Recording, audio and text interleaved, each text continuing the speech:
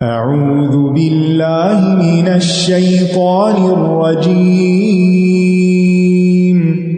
بسم اللہ الرحمن الرحیم الحمد للہ رب العالمین الرحمن الرحیم مالک یوم الدین ایاک نعبد و ایاک نستعین اهدنا الصراط المستقیم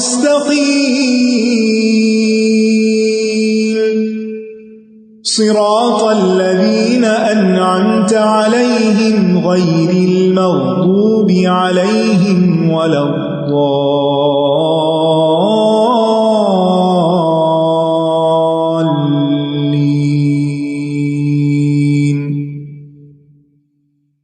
السلام علیکم ورحمۃ اللہ وبرکاتہ۔ نحمده ونصلی علی رسولہ الکریم، اما بعد، فاعوذ باللہ من الشیطان الرجیم، بسم اللہ الرحمن الرحیم، رب اشرح لی صدری ویسر لی امری واحلل عقدۃ من لسانی یفقهوا قولی۔ ان الذین کفروا سواء علیہم أأنذرتهم أم لم تنذرهم لا يؤمنون۔ بے شک جن لوگوں نے کفر کیا ان کے لیے برابر ہے کہ آپ انہیں ڈرائیں یا نہ ڈرائیں، وہ ایمان نہیں لائیں گے۔ پچھلی آیات میں ایمان والوں کی متقین کی صفات کا ذکر کیا گیا تھا اور پھر ان کا انجام بتا دیا گیا کہ وہ کامیاب ہونے والے ہیں۔ اب ایمان کی ضد جو ہے وہ کیا ہے؟ کفر ہے۔ کہ اللہ سبحانہ تعالیٰ نے انہیں جو راستہ دکھایا تھا انہوں نے اس کا انکار کر دیا۔ تو یہاں اب ان کی حالت اور ان کے انجام کا ذکر ہے جو انکار کرنے والے ہیں۔ ان الذین کفروا، بے شک وہ لوگ جنہوں نے کفر کیا۔ کفر کا لغوی معنی ہوتا ہے کسی چیز کو چھپا دینا، ڈھانپ دینا۔ اسی سے رات کا نام عربی زبان میں کافر بھی ہے، رات کو بھی کافر کہتے ہیں کیونکہ وہ اپنی سیاہی کے ساتھ ہر چیز کو ڈھانپ دیتی ہے۔ بادل کو بھی کافر کہا جاتا ہے، کیوں؟ وہ کیا کرتا ہے؟ سورج کو ڈھانپ دیتا، آسمان کو چھپا دیتا ہے۔ کسان کو بھی کافر کہتے ہیں کیونکہ وہ دانے کو مٹی میں چھپا دیتا ہے۔ اسی سلسلے میں قرآن مجید میں آتا ہے کمثل غیث اعجب الکفار نباتہ، یعنی اس معنی میں قرآن مجید میں یہ لفظ استعمال ہوا ہے کفار بمعنی چھپانے والے کے، یعنی کسان کے۔ اس کی مثال اس بارش کی طرح ہے جس کی نباتات نے کسانوں کو خوش کر دیا۔ تو قرآن مجید میں کسانوں کو بھی کفار کہا گیا ہے، وہاں یہ عام کافر لوگ مراد نہیں ہے۔ تو مطلب یہ ہے کہ ان الذین کفروا، یقیناً وہ لوگ جنہوں نے حق کو ڈھانپ دیا، اس کو چھپا دیا۔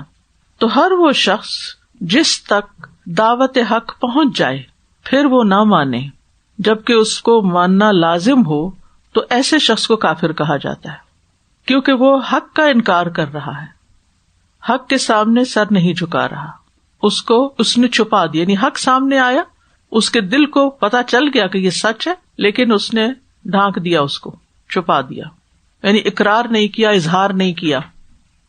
کفر کا شرعی معنی ہوتا ہے اس چیز کا انکار کرنا جو یقینی اور قطعی ہو، جو انبیاء کے ذریعے ہم تک پہنچی ہو، اس چیز کا انکار کرنا جو یقینی اور قطعی چیز ہو، انبیاء ہمارے پاس لائے ہوں۔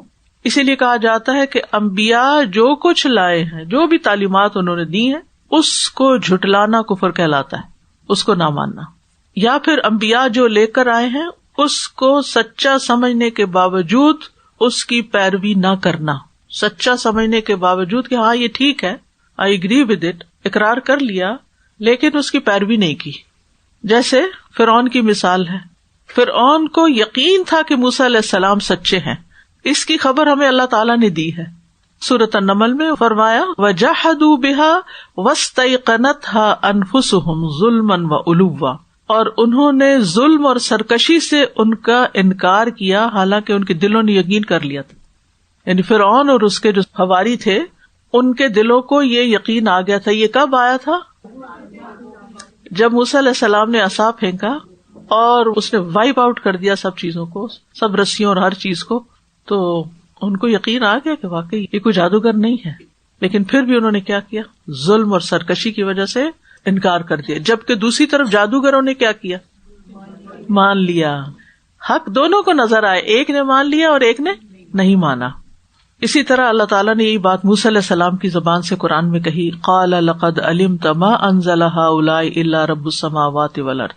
اس نے کہا یقیناً تم جانتے ہو کہ انہیں آسمانوں اور زمین کے رب نے واضح نشانیاں بنا کر اتارا ہے. یعنی تمہیں یہ بات پتا ہے کہ یہ عصا اور ید بیضاء جو ہیں یہ اللہ نے بھیجی ہیں, کتاب اللہ نے بھیجی, یہ سب کچھ اللہ کی طرف سے ہے, لیکن تم نہیں مانتے. پھر یہود کی مثال ہے قرآن مجید میں. یہود بھی اچھی طرح جانتے تھے کہ محمد صلی اللہ علیہ وسلم سچے ہیں, لیکن پھر بھی آپ کی پیروی کرنے سے رک گئے. سورۃ البقرہ میں یہ آتا ہے, الذین آتیناہم الکتاب یعرفونہ کما یعرفون ابناءہم. وہ لوگ جنہیں ہم نے کتاب دی وہ اس رسول کو اس طرح پہچانتے جیسے اپنے بیٹوں کو پہچانتے ہیں, لیکن انہوں نے کیا کیا؟ ایمان نہیں لائے, انکار کر دیا. اور اس میں خاص طور پر ہمیں حیی ابن اخطب کا واقعہ ملتا ہے, جو حضرت صفیہ جو نبی صلی اللہ علیہ وسلم کی اہلیہ تھیں ان کا والد تھا. خیبر میں رہتے تھے یہ لوگ. تو جب نبی صلی اللہ علیہ وسلم کے بارے میں پتا چلا تو وہ اور اس کے بھائی ابو یاسر, حیی اور ابو یاسر دونوں نبی صلی اللہ علیہ وسلم کے پاس آئے اور بہت وقت آپ کے پاس گزارا, انہیں دن کا ایک بڑا حصہ گزارا, سب باتیں معلوم کی, ان کو یقین آ گیا کہ ہے تو یہ نبی. لیکن جب واپس گئے تو حضرت صفیہ کہتی ہیں کہ میں دوڑی دوڑی آپ کے پاس آئی اور میرے چچا نے والد سے پوچھا کہ تم کیا سمجھتے ہو کہ ہوا یہ وہی پیغمبر ہے؟ کہتا ہاں ہوا کا مطلب ہوتا ہے وہ, ہی از ہی, یا یہ وہی پیغمبر ہے, لیکن جب تک زندہ ہوں مانوں گا نہیں. تو یہ وہ لوگ ہیں جنہوں نے حق کو پہچان بھی لیا لیکن مان کے نہیں دیا. قرآن مجید میں آتا ہے الذین یتبعون الرسول النبی الامی الذی یجدونہ مکتوبا عندہم فی التوراۃ والانجیل, کہ اس نبی کے بارے میں کہاں لکھا ہوا تھا؟ تورات میں بھی اور انجیل میں بھی, اور اس بنا پر وہ پہچانتے تھے, آپ کی نشانیوں کو دیکھ کر سمجھ گئے تھے کہ آپ وہی سچے نبی ہیں. اسی طرح ابو جہل کے بارے میں آتا ہے کہ ابو جہل سے جب پوچھا گیا کہ کیا تم سمجھتے ہو کہ محمد صلی اللہ علیہ وسلم سچے نبی ہیں, تو نے کہا ہاں جو وہ کہتا ہے سچ, لیکن میں نہیں مانوں گا, کیونکہ ضد اور عناد تھا, تکبر تھا کہ بنو عبد مناف کے پاس ساری سعادتیں چلی گئی اور نبوت بھی ان کے پاس چلی جائے تو ہم یہ نہیں مانیں گے. تو یاد رکھیے کہ صرف تصدیق کافی نہیں ہوتی, سچ مان لینا. تصدیق کا کیا مطلب ہوتا ہے؟ سچ مان لینا. صدق سے, صدق کس کو کہتے ہیں؟ سچائی کو. یعنی صرف کسی کا دل سے پیغمبر کو سچا مان لینا یا جو وہ لائے ہیں اس کو مان لینا کافی نہیں, جب تک کہ زبان سے اقرار نہ کر لیا جائے اور پھر اس چیز کو قبول نہ کر لیا جائے جو پیغمبر لے کر آئے ہیں. یہاں ایک اور بات یاد رکھیے کہ کفر کی دو بڑی اقسام ہیں, ایک ہے کفر اکبر اور ایک ہے کفر اصغر, بڑا کفر اور چھوٹا کفر. بڑا کفر کیا ہے؟ جو انسان کو ملت سے نکال دیتا ہے, یعنی امت مسلمہ سے باہر کر دیتا ہے. یہ کبھی اعتقادی ہوتا ہے, کبھی قولی ہوتا ہے, کبھی عملی ہوتا ہے. ایمان بھی اعتقادی, قولی اور عملی ہوتا ہے. اعتقادی کفر کیا ہے؟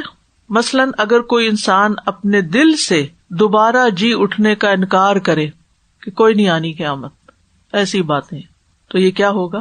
اعتقادی کفر. یا کہے کہ کوئی نہیں, یہ جنت دوزخ بس خیالی باتیں ہیں, یہ بھی کفر ہے. یا وہ اللہ تعالیٰ کو احکم الحاکمین نہیں سمجھتا, یا کہتا ہے کہ قرآن اساطیر الاولین, کہانیاں ہیں, قصے ہیں پہلوں کے. تو یہ سب کچھ اعتقادی کفر ہے. قولی کفر کیا ہوتا ہے؟ زبان کا, قول ہوتا ہے نا زبان سے, جیسے نعوذ باللہ کوئی انسان اللہ کو گالی دے, یا انبیاء میں سے کسی کو گالی دے, یا اللہ کے دین کو برا بھلا کہے, یا فرشتوں میں سے کسی کو گالی دے, یا اللہ کی آیات کا مذاق اڑائے جیسے منافقین کر رہے تھے. تو اللہ کی آیات کا مذاق اڑانا یا رسول اللہ صلی اللہ علیہ وسلم کا مذاق اڑانا یہ بھی کفر ہے, اور دین کے شاعر کا مذاق اڑانا یہ سب زبان کے کفر ہیں, قولی کفر ہیں. کبھی فعلی کفر بھی ہوتا ہے, جیسے کسی بت کو سجدہ کرنا, یا سورج چاند یا درخت کو سجدہ کرنا, یا پھر مثلاً قرآن مجید کو پھاڑ دینا, ٹھوکر لگا دینا. ہمارے ایک استاد تھے جو میں یونیورسٹی میں ماسٹرز کر رہی تھی, تو تھے مسلمان ہی, لیکن انہوں نے بہت ادھر ادھر کی کتابیں پڑھی, فلسفہ پڑھا اور دماغ الٹ گیا کچھ. تو وہ کہتے ہیں کہ ایک دن میں نے ایسے ہی جوش میں آ کے قرآن مجید رکھا ہوا تھا, تو میں نے کہا کہ یہ کیا ہے, ایسے میں نے ٹھوکر مار دی پاؤں سے. مسلمانوں کے گھر میں تھے. وہ کہتے تھے میں 1,00,000 سے زیادہ عربی زبان کے شعر جانتا ہوں, یاد کیے ہوں. بریلینٹ. 80 سال کی عمر میں تھے جب ہمیں پڑھانے آتے تھے, اور سیڑھیاں اتنی تیز اترتے تھے کہ میں ان کے پیچھے دوڑتی تھی بعض اوقات کہ میں بھی اتنی تیز اتر کے دیکھتی ہوں.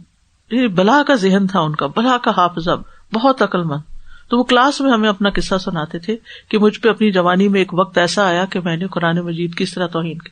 کہتے ہیں کہ بس وہ دن تھا جو میری ٹانگ میں درد شروع ہوئی, دنیا بھر کے میں نے علاج کر لیے, میں ٹھیک نہیں ہوا, حتیٰ کہ میں نے توبہ کی کہ میں نے یہ جو قرآن کی توہین کی ہے اس کی وجہ سے میرے پہ یہ مصیبت آئی ہے. تو پھر کہتے ہیں کہ توبہ کی اور استغفار کی اور دوبارہ سے مسلمان ہوا, اور پھر اسلام کی خدمت کا عہد کیا, اور پھر وہ عربی زبان سکھاتے تھے اور بہت ماہر استاد تھے. تو ایسے بھی کبھی ہوتا ہے کیا مسلمان گھر میں پیدا ہوتے ہیں, پھر ایسے اسکول کالج یونیورسٹی میں چلے جاتے ہیں جہاں آپ کو نئی نئی باتیں پتہ چلتی ہیں, پھر آپ اپنے دین کو جھٹلا دیتے ہیں اور آپ سمجھتے ہیں کہ آپ بہت انٹلیکچوئل ہو گئے ہیں اور بہت پڑھے لکھے ہو گئے ہیں. تو بہرحال یہ بھی کفر ہے. یہ کیا ہے؟ کفر. یعنی قرآن مجید کی اس طرح توہین کرنا اور کہنا میں نہیں مانتا اس کو, اس سے اچھی کتابیں, اس سے اچھی حکمت کی باتیں, نعوذ باللہ. تو اعتقادی کیا ہے؟ دل میں کوئی ایسی بات بٹھا لینا. قولی کیا ہے؟ زبان سے کوئی اٹر کرنا کوئی ایسے لفظ. اور عملی کیا ہے کہ پریکٹیکلی کوئی ایسا غلط کام کرنا جو کفر میں داخل کر دے انسان کو. اس کے برعکس کفر اصغر, چھوٹا کفر, جس کو کہتے کفر دون کفر, یعنی یہ اصل وہ بڑے والا کفر نہیں بلکہ چھوٹا کفر ہے. یہ ان گناہوں پر مشتمل ہوتا ہے جن کو شریعت نے کفر کہا ہے, لیکن یہ ایسا کفر نہیں ہوتا جو انسان کو ملت سے خارج کر دے. تو شریعت نے ڈانٹنے کے لیے, دھمکانے کے لیے ایسے اعمال پر کفر کا لفظ بولا ہے, جیسے غیر اللہ کی قسم کھانا. اب اگر کوئی اپنے باپ کی قسم کھا لیتا ہے تو وہ کفر کا ارتکاب کرتا ہے, لیکن وہ ملت سے خارج نہیں ہوتا. یہ کفر کون سا کفر ہے؟ چھوٹا کفر, کفر اصغر ہے. حدیث میں آتا ہے عبداللہ بن عمر نے کسی کو سنا وہ کعبے کی قسم کھا رہے تھے. انہوں نے کہا بے شک میں نے رسول اللہ صلی اللہ علیہ وسلم کو فرماتے ہوئے سنا, جس نے غیر اللہ کی قسم کھائی اس نے شرک کیا. یہ شرک جو ہے یہ کفر اصغر ہے. اس فعل کو نبی صلی اللہ علیہ وسلم نے کفر اصغر کہا ہے. پھر مسلمان کو قتل کرنا, رسول اللہ صلی اللہ علیہ وسلم نے فرمایا مسلمان کو گالی دینا فسق ہے اور اس سے جنگ کرنا کفر ہے. تو یہ بھی اگر کوئی ایسا کر بیٹھتا ہے تو دیکھیں کتنے مسلمانوں کو قتل کر بیٹھتے ہیں, وہ کافر نہیں ہو جاتے, ملت سے نہیں نکلتے, لیکن اس کا یہ فعل کفر کی طرح ہے. اس کا یہ عمل جو ہے یہ اتنا خطرناک ہے کہ اس کو کفر سے تعبیر کیا گیا ہے. پھر حسب نسب پہ تانا کرنا, کسی کو نسب کا تانا, وہ فلاں ایسا. اب میں کوئی بھی ذات کا نام لوں گی تو ہو سکتا ہے آپ میں سے کوئی ہو, تو میں مثال بھی نہیں دینا چاہتی, لیکن آپ سب کو معلوم ہے کہ ہمارے معاشرے میں لوگوں کے اندر بڑے بائسز پائے جاتے ہیں, بہت ریشسٹ ایٹیٹیوڈ ہوتا ہے کہ ہم اپنی بیٹی کی شادی فلاں ذات میں نہیں کریں گے, وہ فلاں ایسا, فلاں ذات کا, کم ذات, بد ذات, یہ سنے ہوئے لفظ. یہ بھی غلط ہے. نوحہ کرنا یعنی رو رو کے باتیں کر کر کے رونا کسی میت پر, ستاروں سے بارش طلب کرنا. ابن عباس کہتے ہیں کہ جاہلیت کی عادات میں نسب میں تان کرنا, نوحہ کرنا, اور تیسری خصلت ستاروں کے ذریعے بارش کرنا جو ہے یہ کفر اصغر میں شامل ہو جاتا. اپنی ولدیت بدل دینا, باپ کا نام تبدیل کر دینا, یعنی اپنے نسب کا انکار کر دینا, کسی اور کی طرف اپنے آپ کو منسوب کر دینا. بعض لوگ امیگریشن کی خاطر یا کسی اور وجہ سے باپ کا نام تبدیل کر دیتے ہیں اور پھر وہ ساری زندگی کوئی اور ہی باپ بنائے رکھتے ہیں, تو یہ بھی غلط ہے, یہ بھی کفر اصغر میں شامل ہو جاتا ہے. پھر نعمتوں کا انکار کرنا, کیونکہ کفر کا معنی کیا ہوتا ہے؟ چھپا دینا. یعنی نعمت کا انکار کیا کہ آپ ظاہر ہی نہیں کرتے کہ آپ کو کوئی نعمت ملی, نہ زبان سے ذکر کرتے ہیں اور نہ عمل سے اظہار کرتے ہیں. کفر النعمہ, احسان فراموشی, کسی کا احسان نہ ماننا. نبی صلی اللہ علیہ وسلم نے فرمایا عید کے موقع پر جب آپ خواتین کے پاس گئے خطبہ دینے کے بعد, اے عورتوں کے گروہ تم صدقہ زیادہ کیا کرو کیونکہ میں نے تمہاری اکثریت جہنم میں دیکھی ہے. وہ بولی یا رسول اللہ ایسا کیوں ہے؟ آپ نے فرمایا تم لعنت بہت کرتی ہو, وتکفرن العشیر, اور اپنے خاوند کی ناشکری کرتے ہو, یعنی اس کی احسانات کو ایکنالج نہیں کرتی, یعنی وہ تمہارے ساتھ کچھ بھی کرے. اور ایک اور جگہ پر آتا ہے کہ ساری زندگی بھی احسان کرے, کوئی ایک چیز بھی تو وہ کہتی کچھ نہیں کیا میرے ساتھ, یعنی شوہر کے احسانات کو نہیں مانتی. یہ بھی کفر اصغر میں شامل ہو جاتا ہے. یہ یاد رکھیے کہ کبیرہ گناہ کا مرتکب کافر نہیں کہلاتا. اب اگر کسی نے ایسا کیا ہے، ٹھیک ہے، کسی نے نسب پہ تانا دے دیا یا ستاروں سے بارش طلب کر لی، تو آپ اس کو کافر نہیں کہنا شروع کر دیں گے.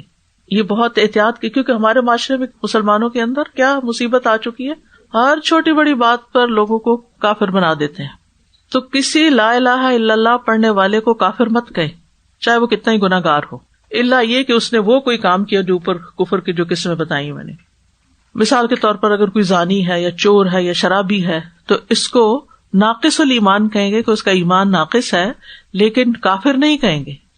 خوارج کا نام شاید سنا ہو، ایک فرقہ تھا، وہ یعنی جو بھی کوئی ایسا گناہ کا کام کر لیتا تو اس کو کیا کہتے، کافر ہے.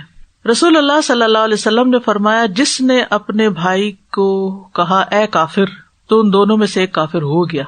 کسی کو کافر مت کہے، ٹھیک ہے. اس آیت میں ان الذین کفروا سے مراد کفر اکبر ہے. یاد رکھیے کبھی قرآن کی تفسیر کرنی پڑے یا کسی سے سن رہے ہو تو مراد اس سے کون سا کفر ہے؟ کفر اکبر ہے، یعنی اللہ کو نہ ماننا، رسولوں کو نہ ماننا. یہ چھوٹے موٹے گناہ کرنے والوں کے بارے میں بات نہیں ہو رہی. تو جو لوگ کفر کرتے ہیں ان الذین کفروا، تو پھر ان کا انجام خسارہ ہی خسارہ ہے. ان کے اعمال ضائع ہو جاتے ہیں، ان پر اللہ کا غضب نازل ہوتا ہے، وہ گمراہی میں دور چلے جاتے ہیں. ایسے لوگوں کی پھر دعائیں بھی قبول نہیں ہوتی. وما دعاء الکافرین الا فی ضلال، وہ ہدایت سے محروم ہو جاتے ہیں. وان اللہ لا یہدی القوم الکافرین، کیونکہ انہوں نے حق کو پہچان لیا اور اس کا انکار کر دیا تو پھر اللہ تعالیٰ بھی ان کو ہدایت نہیں دیتا. ایسے لوگ قیامت کے دن بڑی ندامت اور حسرت کا شکار ہوں گے.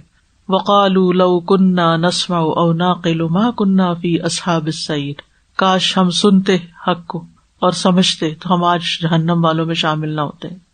اور جب یہ لوگ جہنم میں جائیں گے تو وہاں بھی ایک دوسرے سے جھگڑیں گے. وہ کہیں گے تم نے ہمیں گمراہ کیا، ہم تمہاری وجہ سے حق کی طرف نہیں آئے. تو کفر سے پناہ مانگنی چاہیے. نبی صلی اللہ علیہ وسلم اپنی صبح و شام کی دعاؤں میں 3 بار پناہ مانگتے تھے. اللہم انی اعوذ بک من الکفر والفقر، اللہم انی اعوذ بک من عذاب القبر، لا الہ الا انت. صبح اور شام 3 دفعہ آپ کفر سے پناہ مانگتے تھے. یہ اتنی خراب چیز ہے کیونکہ اس کا انجام خسارہ ہے. اسی طرح آپ یہ دعا بھی پڑھتے تھے اللہم انی اعوذ بک من الکفر والفقر، اللہم انی اعوذ بک من عذاب القبر، لا الہ الا انت. تو ان الذین کفروا، اب ساری پکچر واضح ہو گئی کہ کن کی بات ہو رہی ہے. کفر اکبر کی بات ہو رہی ہے اور ان کا انجام بھی سامنے آ گیا. اور خاص بات کیا کہ مسلمانوں کو کافر نہیں کہتے. سواء علیہم اانذرتہم ام لم تنذرہم لا یؤمنون. سواء علیہم، ان کے لیے برابر ہے، یکساں ہے. اانذرتہم، خواہ آپ انہیں ڈرائیں، ام لم تنذرہم، یا نہ ڈرائیں. مطلق ڈرانے کو انذار نہیں کہتے. انذار ایسی خبر دینے کو کہتے ہیں جس سے خوف پیدا ہوتا ہے. انذار کا کیا معنی ہے؟ ایسی بات بتانا جس سے خوف پیدا ہوتا ہے.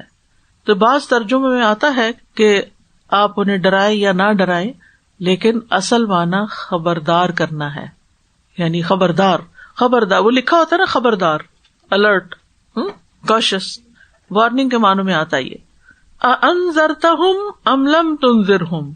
اور اسی طرح انذار میں شفقت کے معنی بھی پائے جاتے ہیں کہ ایسا ڈرانا جو شفقت اور رحمت کی بنا پر ہو، یعنی کسی سے ہمدردی کی وجہ سے اس کو خبردار کیا جائے کہ دیکھو بیٹا یہ آگے نہیں جانا، یہاں چوٹ لگ جائے گی.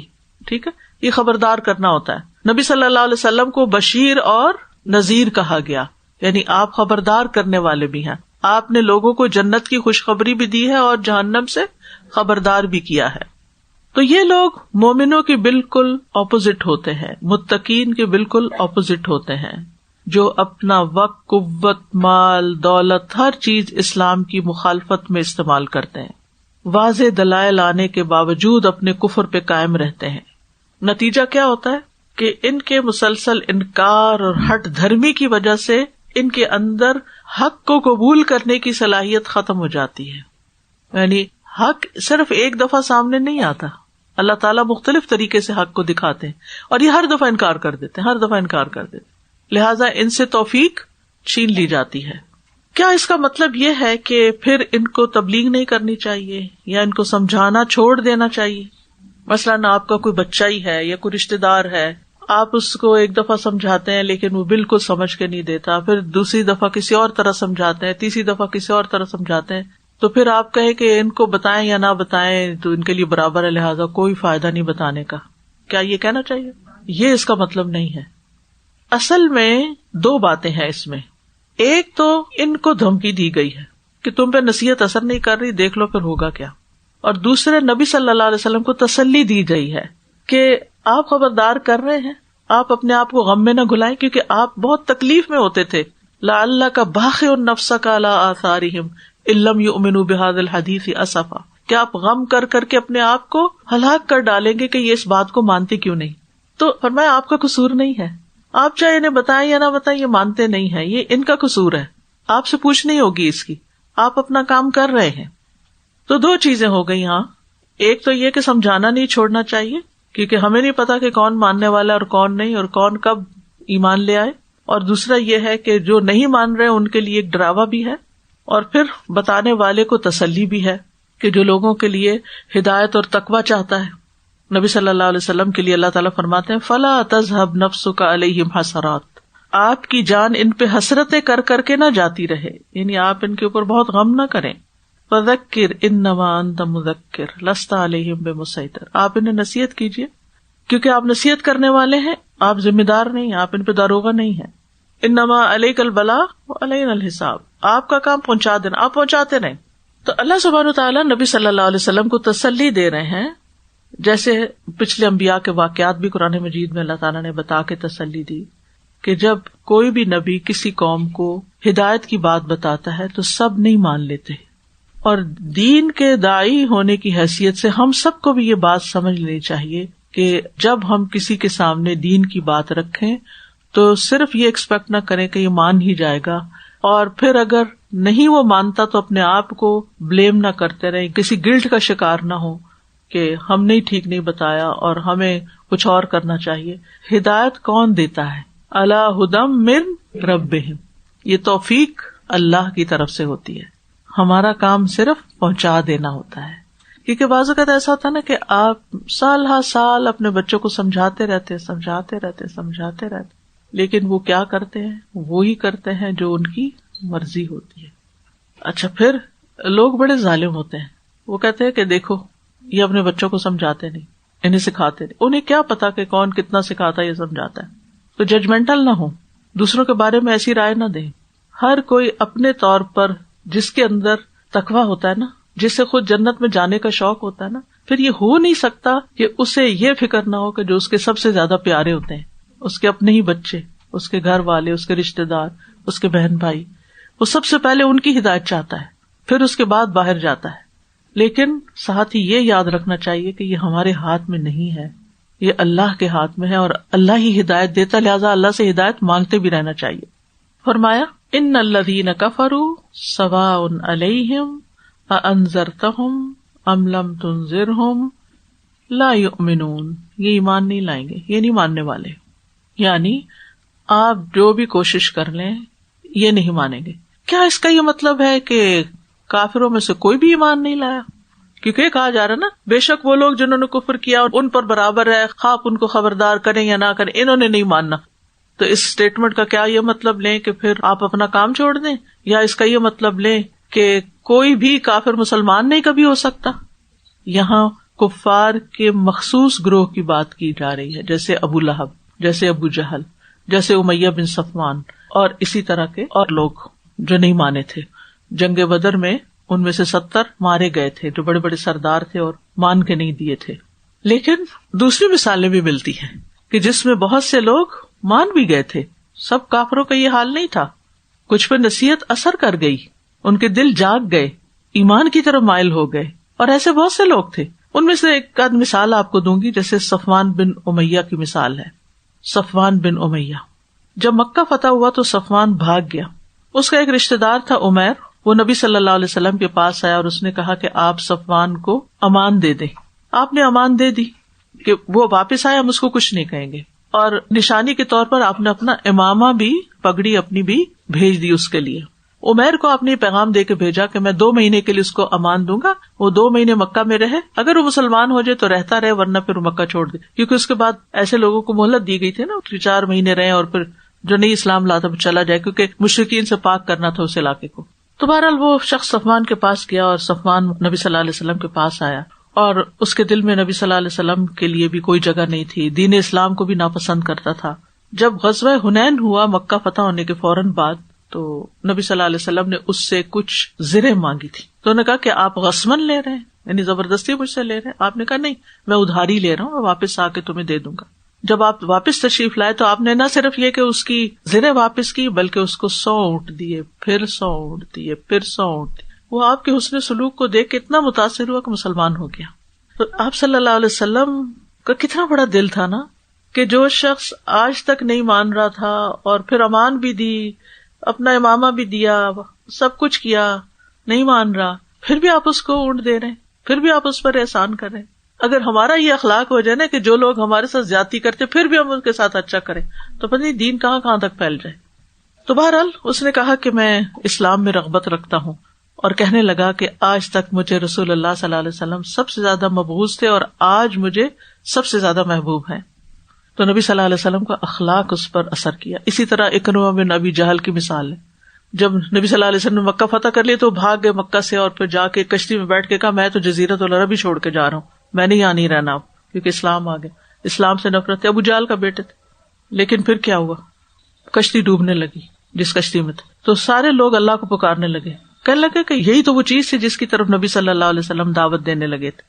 تو وہ کشتی جب طوفان میں گر گئی, اور پھر وہاں سے اس نے کہا کہ اگر مجھے نجات ملی تو میں جا کے محمد صلی اللہ علیہ وسلم کے ہاتھ پر اسلام لے آؤں گا.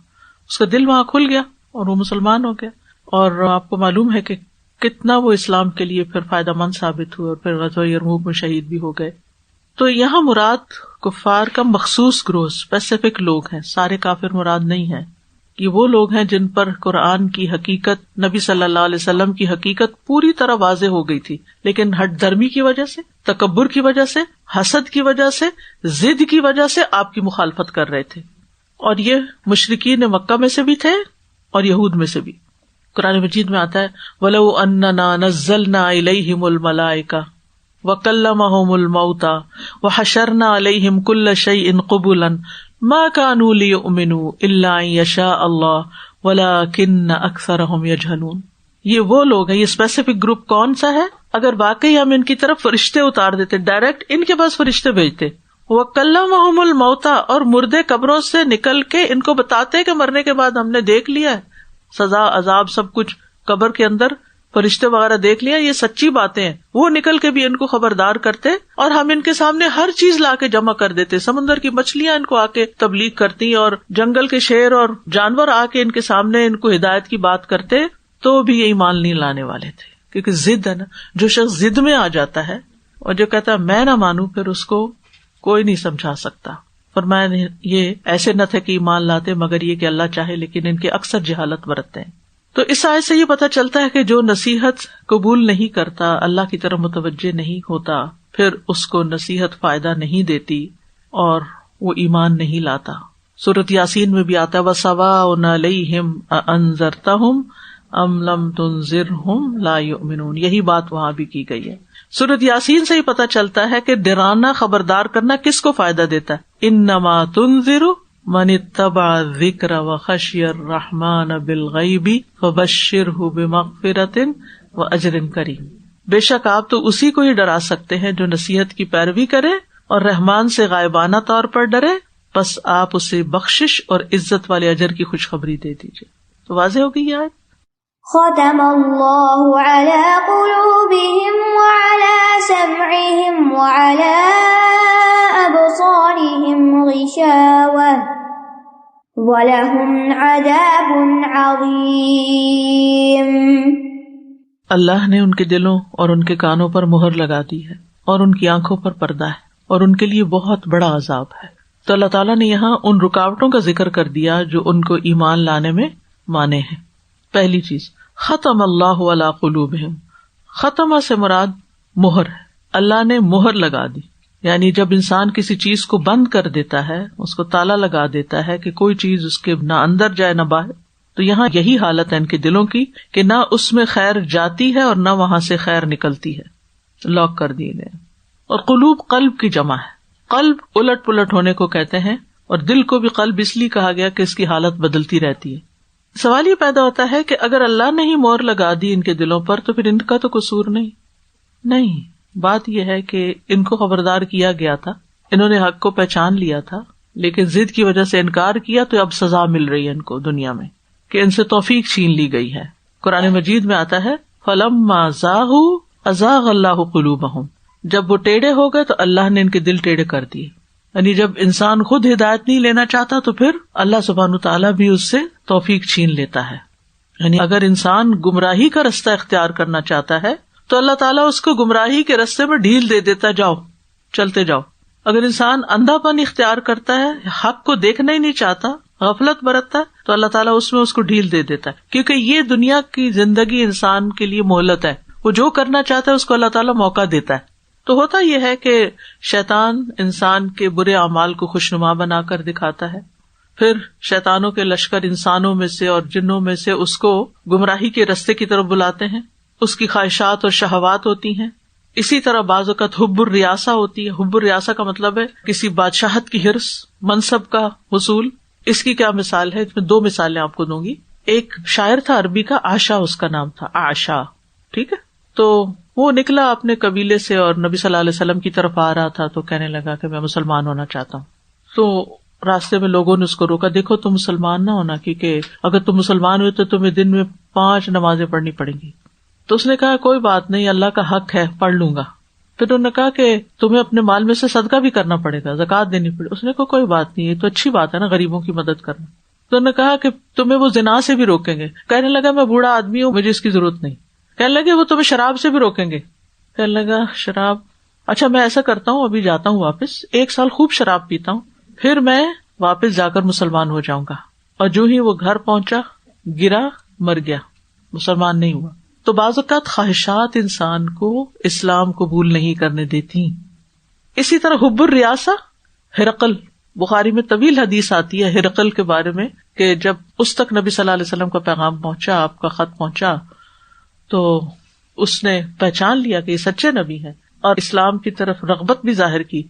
لیکن جب اس نے دیکھا کہ اس کی جو رعایا ہے، یعنی جو اس کے جو سردار تھے، اس کے آس پاس کے لوگ، وہ ناراض ہوئے اور اس کو چھوڑ کے نکلنے لگے، انہوں نے ایک طرح سے بغاوت کر دی. تو اس نے کہا نہیں، میں تو تمہیں ٹیسٹ کر رہا تھا، ڈر گیا کہ میری بادشاہت چلی جائے گی.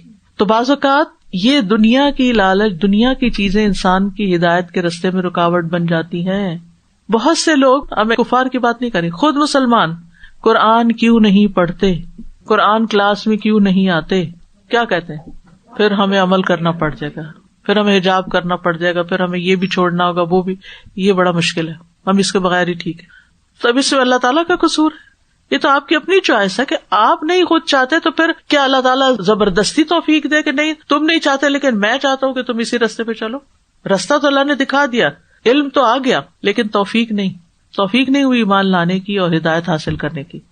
تو جب انسان کفر پہ کفر اختیار کرتا ہے تو پھر دلوں میں مہر لگ جاتی ہے، پھر اثر بھی نہیں ہوتا کسی بات کا. بل طبع اللہ علیہا بکفرہم، پھر وہ حق بات سنتے بھی نہیں.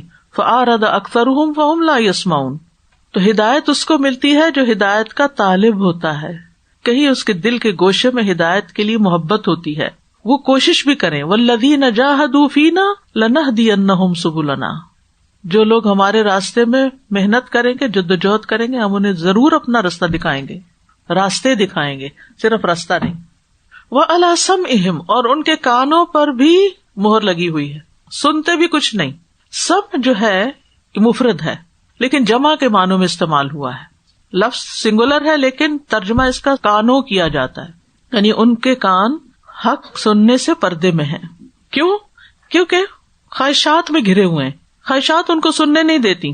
جیسا کہ ایک جگہ پر آتا ہے افرأیت من اتخذ الہہ ہواہ واضلہ اللہ علی علم وختم علی سمعہ وقلبہ وجعل علی بصرہ غشاوہ ومن یہدیہ من بعد اللہ افلا تذکرون. مطلب اس کا یہ ہے، پھر کیا آپ نے اس شخص کو دیکھا جس نے اپنا معبود اپنی خواہش کو بنا لیا اور اللہ نے اسے علم کے باوجود گمراہ کر دیا. یعنی ہدایت ارشاد تو ہو گئی تھی، علم آ گیا تھا، لیکن پھر بھی وہ عملی ہدایت کی طرف نہیں آیا اور اس کے کان اور دل پہ مہر لگا دی، آنکھ پہ پردہ ڈال دیا، اس کے بعد پھر اسے کون ہدایت دے گا اللہ کے بعد؟ کیا تم نصیحت حاصل نہیں کرتے؟ ایک رائے یہ بھی ہے کہ بصر اور سمع اکٹھا ہے اور قلوب الگ ہے، لیکن زیادہ تر یہی ہے کہ ختم اللہ علی قلوبہم وعلی سمعہم، اور پھر وعلی ابصارہم غشاوہ، آنکھوں پہ پردہ پڑا ہوا ہے، یعنی آنکھوں سے نظر کچھ نہیں آتا، جیسے آتا نا واللیل اذا یغشی، قسم ہے رات کی جب وہ چھا جاتی ہے، یعنی ڈھانپ لیتی ہے، کچھ نظر نہیں آتا۔ اب یہاں پر آپ دیکھیں کہ سمع کو سنگولر رکھا گیا اور قلوب اور ابصار کو جمع رکھا گیا، تو مفسرین کہتے ہیں کہ سمع جو ہے یہ مصدر ہے اور مصدر جمع نہیں ہوتا، ایک رائے یہ ہے۔ دوسرا قول یہ ہے کہ اس سے مراد سمع کل واحد منہم، ان میں سے ہر ایک کے کان ہیں۔ جسے کہا جائے کہ میرے پاس 2 بکروں کا سر لایا جائے، تو اس کا یہ مطلب نہیں ایک سر لایا جائے، 2 بکروں کا سر لایا جائے یعنی 2 سر لائے جائے۔ سمع کو پہلے کیوں لایا گیا؟ یہ بھی ایک دلچسپ بات ہے، بصر سے پہلے سمع لایا گیا، کان کی بات پہلے کی گئی، سننے کی بات۔ کہتے ہیں کہ اس کی ایک وجہ یہ ہے کہ انسان ہر طرف سے سن سکتا ہے، پیچھے سے بھی آگے سے، جبکہ آنکھ سے دیکھنا صرف سامنے کی طرف ہوتا ہے۔ آپ اندھیرے میں بھی سن سکتے ہیں جبکہ دیکھتے آپ صرف روشنی میں ہیں۔ پھر اسی طرح اگر کسی کا کان باہر کا کٹ بھی جائے تب بھی سن سکتا ہے، لیکن آنکھ اگر نکل جائے تو دیکھ نہیں سکتا۔ وَلَهُمْ عَذَابٌ عَظِيمٌ، اور ان کے لیے بہت بڑا عذاب ہے۔ اور یہ بڑا عذاب کون سا ہے؟ کون سا عذاب ہے؟ جہنم کا عذاب، بہت بڑا عذاب ہے۔ متقین کا انجام کیا تھا؟ مفلحون تھے، اور کفار کا انجام کیا ہے؟ بڑا عذاب۔ تو اس سے یہ پتہ چلتا ہے کہ جیسے انسان کے عمل ہوتے ہیں ویسے ہی اس کا انجام ہوتا ہے۔ پھر یہ کہ دل انسان کے جسم کا بڑا قیمتی حصہ ہے، اگر انسان اس سے حق قبول نہیں کرتا تو پھر خسارے میں ہے۔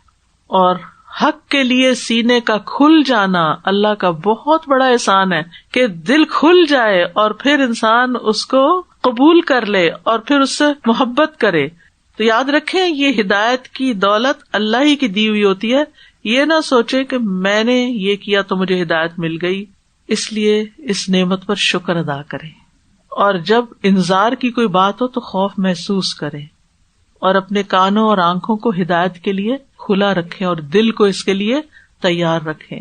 دل، کان اور آنکھوں سے فائدہ حاصل کریں کہ اس سے حق کو پہچانیں، کیونکہ یہی اعضاء انسان کو جہنم سے دور رکھنے کا ذریعہ ہے۔ تو دل پر مہر کب لگتی ہے؟ کفر اور اناد کی وجہ سے، انبیاء کو جھٹلانے کی وجہ سے، آیات سے نصیحت حاصل نہ کرنے کی وجہ سے، لا علمی کی وجہ سے، پے در پے گناہ کرنے کی وجہ سے۔ یعنی جب اوپر تلے گناہ جمع ہو جاتے ہیں نا دل پر، تو دل کو بند کر دیتے ہیں، ڈھانپ لیتے ہیں۔ نبی صلی اللہ علیہ وسلم نے فرمایا گناہ دلوں پہ غلبہ پانے والا ہے، مسلسل گناہ سے دل پہ زنگ لگ جاتا ہے۔ اسی طرح فرائض سے پیچھے رہنے سے بھی دل پہ مہر لگ جاتی ہے۔ نبی صلی اللہ علیہ وسلم نے فرمایا لوگ جمعہ چھوڑنے سے باز آ جائیں ورنہ اللہ ان کے دلوں پر مہر لگا دے گا، پھر وہ غافلوں میں سے ہو جائیں گے۔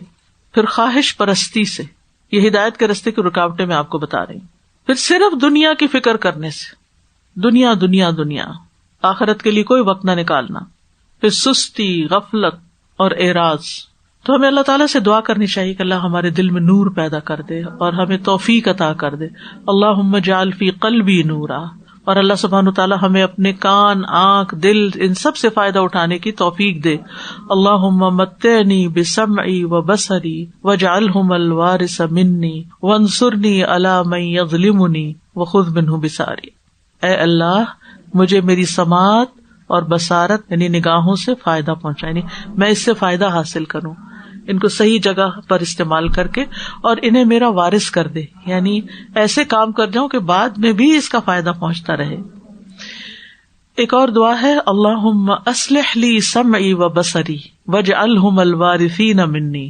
اے اللہ میرے لیے میری سماعت اور میری بصارت کی اصلاح کر دے، یعنی اگر میں کوئی بات صحیح نہیں سنتا، صحیح نہیں سمجھتا تو اصلاح کر دے، اور اسی طرح اگر میں حق کو حق کے طور پہ نہیں دیکھتا، اس کو دیکھنے میں مجھے رکاوٹ ہے تو وہ بھی میری اصلاح کر دے، آمین۔ اب ان آیات کی تلاوت سن لیجیے۔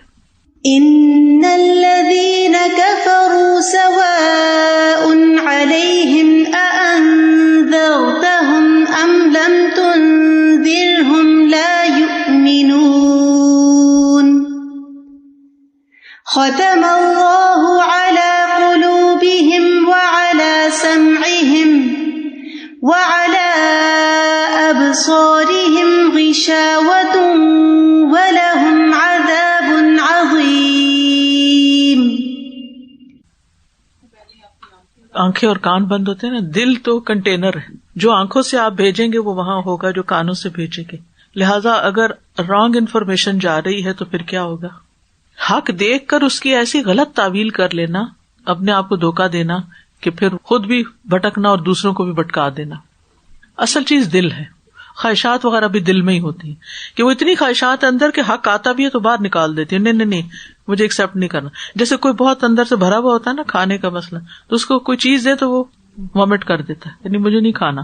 تو یہ حق کو وامٹ کر دیتے ہیں کہ نہیں، جو علم ہمارے پاس ہے، جو عقل ہمارے پاس ہے، اور جو دنیا کی کامیابی ہمارے پاس ہے، ہمیں یہ مولویوں کی باتیں نہیں چاہیے، حالانکہ یہ اللہ کا کلام ہے اور اس کو ہر ایک کو سمجھنا چاہیے. یعنی حقیر سمجھنا ہمارے معاشرے میں ایک چیز ہے نا، دین والوں کو حقیر سمجھتے ہیں. دین کی بات کو آپ کو بھی ہو سکتا کوئی کہتا ہو کہ اس کے لیے کورس کرنے کی کیا ضرورت ہے اور اس کے لیے وہاں جانے کی کیا ضرورت. کیا واقعی کوئی فرق نہیں؟ گھر بیٹھنے میں اور یہاں آنے میں بہت فرق ہے، لیکن جو نہیں آتا اس کو بات نہیں سمجھ آتی. اللہ تعالیٰ ہمیں استقامت عطا فرمائے. ان نعمتوں کی بھی قدر کریں، آنکھوں اور کانوں کی قدر کریں کہ شکر ہے سنتے ہیں، دیکھتے ہیں، قابل ہیں اس کے، اور ان کو اللہ کے کلام میں استعمال کریں. وآخر دعوانا ان الحمد للہ رب العالمین. سبحانک اللہم وبحمدک، اشہد ان لا الہ الا انت، استغفرک واتوب الیک. السلام علیکم ورحمۃ اللہ وبرکاتہ.